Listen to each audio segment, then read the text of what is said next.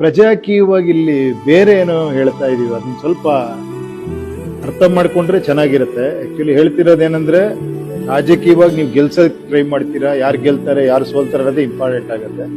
ಪ್ರಜಾಕೀಯವಾಗಿ ನಾವು ಹೇಳ್ತಿರೋದು ಏನಂದ್ರೆ, ಪ್ರಚಾರಗಳಿಗೆ ಏನ್ ಹೇಳಿ ಹಣ ಖರ್ಚು ಮಾಡದೆ, ದೊಡ್ಡ ದೊಡ್ಡ ವ್ಯಕ್ತಿಗಳು ನೋಡದೆ, ಏನ್ ಹೇಳಿ ನಿಜವಾದ ಕರ್ಕೊಂಡು ಹೋಗೋದು, ಆತರ ಇಲ್ದೇನೆ ನೀವು ಇಂಡಿಪೆಂಡೆಂಟ್ ಆಗಿ ಏನ್ ಹೇಳಿ ಇದು ನಮಗ್ ಬೇಕು ಅಂತ ಯಂಗ್ಸ್ಟರ್ಸ್ ಬಂದ್ರೆ ಈ ಒಂದು ಬದಲಾವಣೆ ನಾವು ತರ್ತೀವಿ ಅಂತ ಅವ್ರಿಗೆ ಬಂದ್ಬಿಟ್ರೆ ನಿಜವಾದ ಪ್ರಜಾಕೀಯ ಅವಾಗ ಎಲ್ಲರೂ ಗೆಲ್ತಾರೆ. ಆಕ್ಚುಲಿ ಅಲ್ಲೊಬ್ರಿಗೆ ಕೆಲಸ ಸಿಗತ್ತೆ ಅಷ್ಟೇ. ನೀವ್ ಹೇಳಿದಂಗೆ ಒಂದು ಸಿಎಂ ಅನ್ನೋದು ಒಂದು ಉದ್ಯೋಗನೇ.